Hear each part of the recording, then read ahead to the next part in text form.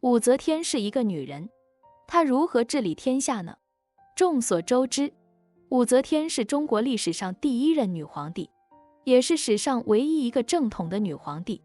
她不仅有着极高的政治素养，同样还有着出色的管理国家的天赋。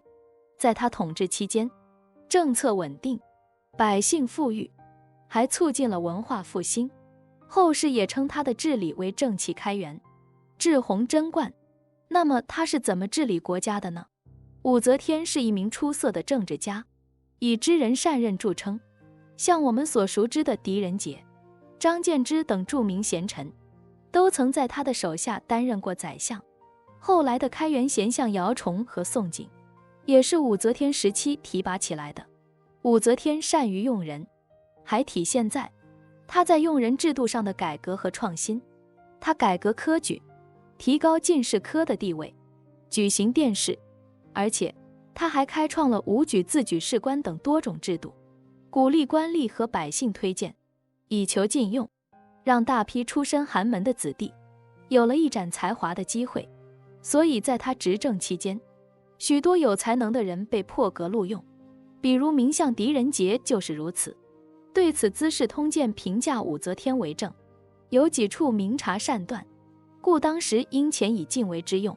武则天这个女人，政治手段极其厉害，有自己的政治资源。她在没有做皇帝的时候，就已经开始清理那些不服从自己的人了。她成为皇帝之后，大力培植亲信，巩固地位，诛除政敌，比如上官家族王皇后等。她铁腕施政，但一刚一柔，比如平定叛乱用铁腕，边疆更是寸土不让。有犯大唐者，虽远必诛。又见延12世仁政，广识天下，影响后世数百年。她虽是女人，却能在男权时的大唐自立为帝。纵观古今中外，唯其一人。论政治智慧，不知天下谁堪比肩呢？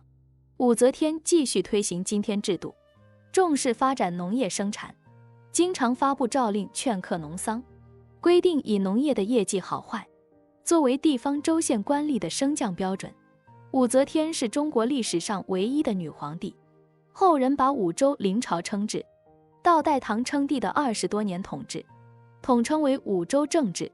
武则天称帝之后，继续推行唐太宗生前制定的政策，史称她的统治有贞观遗风。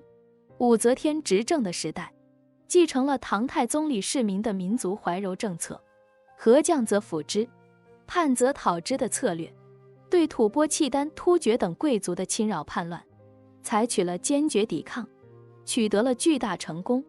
他也加强了对西域的统治，收复了不少失地，基本维持了唐朝的疆域和地位。总而言之，武则天虽有过失，但瑕不掩瑜。她上承贞观之治，下启开元之治，延续了唐朝上升的国势，是一位称职的皇帝。欢迎关注我的频道，这样就不会错过更多精彩内容。